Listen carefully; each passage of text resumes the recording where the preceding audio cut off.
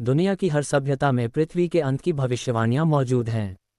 कहीं ये जलप्रलय से जुड़ी है तो कहीं आग की विनाशलीला से। वैज्ञानिक भी चेतावनी देते रहे हैं कि कभी न कभी ये ग्रह नष्ट हो जाएगा। लेकिन क्या होगा अगर कोई भविष्यवक्ता इस विनाश की सही तारीख बता दे, और अगर वह तारीख बहुत करीब हो? ये कहानी एक ऐसे ही रहस्यमयी भविष्यवक्ता और धरती के अंत की उल्टी गिनती पर आधारित है। इस दुनिया की भविष्यवाणी को हम 7 अध्यायों में समझ सकते हैं। इससे पहले यदि आपने हमारे चैनल को सब्सक्राइब नहीं किया है तो सबसे पहले आप हमारे चैनल को सब्सक्राइब कर लें। धन्यवाद। अध्याय 1, भविष्यवाणी की गूंज। ये वर्ष 2045 था। दुनिया अत्याधुनिक हो चुकी थी, लेकिन एक बात वैसी ही बनी रही, इंसान का अज्ञात के प्रति भय। डॉक्टर अरविंद शर्मा, एक प्रसिद्ध वैज्ञानिक और खगोलशास्त्री, हमेशा तथ्यों पर विश्वास करते थे। लेकिन जब उनके पास एक अज्ञात स्रोत से एक पत्र पहुंचा तो उनके विचारों की दुनिया हिल गई। पत्र पर केवल एक पंक्ति लिखी थी, धरती का अंत निकट है, 21 दिसंबर 2050। पहले तो उन्होंने इसे एक मजाक समझा, लेकिन पत्र के साथ एक अजीब कोडित दस्तावेज भी था। जब उन्होंने इसका विश्लेषण किया तो पता चला कि यह सौरमंडल की कक्षाओं, गुरुत्वाकर्षण बलों और एक अनजान खगोलीय पिंड के बारे में विस्तृत जानकारी थी जो पृथ्वी की ओर तेजी से बढ़ रहा था। डॉक्टर शर्मा ने इस जानकारी को अपनी टीम के साथ साझा किया, लेकिन किसी ने अध्याय 2, रहस्यमयी भविष्यवक्ता। कुछ हफ्तों बाद डॉक्टर शर्मा को एक और संदेश मिला। इस बार यह एक डिजिटल रिकॉर्डिंग थी। एक गहरी, धीमी आवाज में एक व्यक्ति बोला, आप मुझे नहीं जानते, लेकिन मैं आपको जानता हूं। मैंने वह देखा है जो आने वाला है। मैं केवल आपको चेतावनी देना चाहता हूं, हमारे पास सिर्फ 5 साल बचे हैं।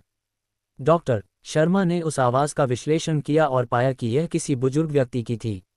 जब उन्होंने आगे खोजबीन की तो पता चला कि यह आवाज एक रहस्यमयी साधु, महर्षि वेदव्यास की थी, जो हिमालय के एक दुर्गम स्थान पर रहते थे। उनका नाम पहले भी कई अनसुलझी भविष्यवाणियों से जुड़ा था, जिनमें से अधिकांश सच साबित हुई थीं। लेकिन क्या ये सच में होने वाला था? डॉक्टर शर्मा ने हिमालय जाने का निश्चय किया। अध्याय 3, हिमालय की यात्रा और रहस्योद्घाटन। कई दिनों की यात्रा के बाद वे एक बर्फीली गुफा में पहुंचे, जहां साधु महर्षि वेदव्यास रहते थे। वह एक लंबी दाढ़ी वाले वृद्ध थे, जिनकी आंखों में अपार ज्ञान था। उन्होंने कहा, मैं जानता था कि तुम आओगे। डॉक्टर शर्मा ने उनसे धरती के अंत की भविष्यवाणी के बारे में पूछा। महर्षि बोले, यह एक खगोलीय घटना है जिसे हमारी प्राचीन सभ्यताओं ने पहले ही देख लिया था। एक अदृश्य ग्रह, जिसे काल ग्रह कहा जाता है, हर 5000 वर्षों में पृथ्वी के पास से गुजरता है। जब ये बहुत करीब आता है तो पृथ्वी पर महाविनाश होता है। डॉक्टर शर्मा चौंक गए। उन्होंने पूछा, क्या विज्ञान इसे प्रमाणित कर सकता है? महर्षि मुस्कुराए और बोले, तुम्हारे पास अब भी समय है। अपनी खोज जारी रखो, लेकिन याद रखो, सत्य को दुनिया से छिपाने का प्रयास मत करना। अध्याय 4, वैज्ञानिक प्रमाण और दुनिया की प्रतिक्रिया। डॉक्टर शर्मा लौटे और उन्होंने अपने शोध को और गहराई से किया।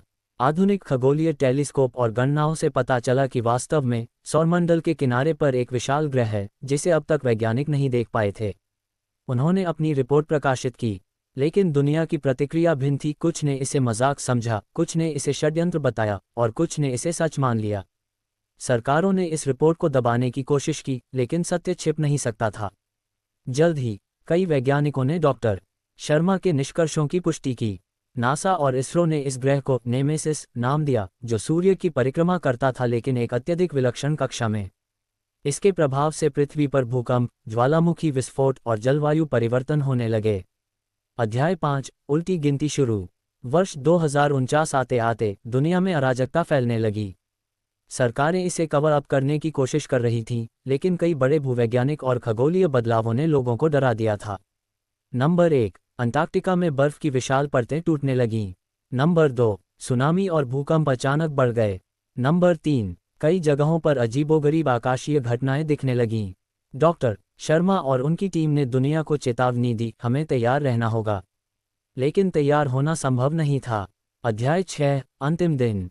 21 दिसंबर 2050। आकाश में एक लाल रंग की चमक दिखाई देने लगी थी। नेमेसिस ग्रह अब नग्न आंखों से भी दिखने लगा था। गुरुत्वाकर्षण बल के प्रभाव से समुद्रों में उथल पुथल मच गई थी। शहर जलमग्न हो रहे थे, ज्वालामुखी फट रहे थे, धरती की सतह फटने लगी थी। डॉक्टर शर्मा अपने ऑब्जर्वेटरी में खड़े होकर यह सब देख रहे थे। उन्होंने एक आखिरी संदेश रिकॉर्ड किया, अगर कोई यह संदेश सुन रहा है तो जान लो कि हमने चेतावनी दी थी। ये प्रकृति का नियम है, हर चीज का अंत होता है। शायद हम फिर से कहीं किसी और रूप में मिलें। और फिर अंधकार छा गया। अध्याय 7, पुनर्जन्म या अंत।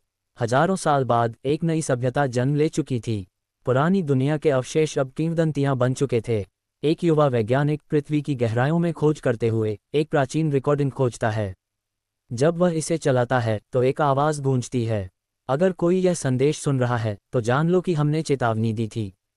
इस कहानी का निष्कर्ष कुछ रोचक तथ्य में निहित है। क्या भविष्यवाणियां सच हो सकती हैं? क्या विज्ञान और आध्यात्मिकता मिलकर भविष्य को देख सकते हैं? ये कहानी एक कल्पना हो सकती है, लेकिन इतिहास गवाह है कि कई बार कल्पनाएं ही भविष्य का सत्य बन जाती हैं।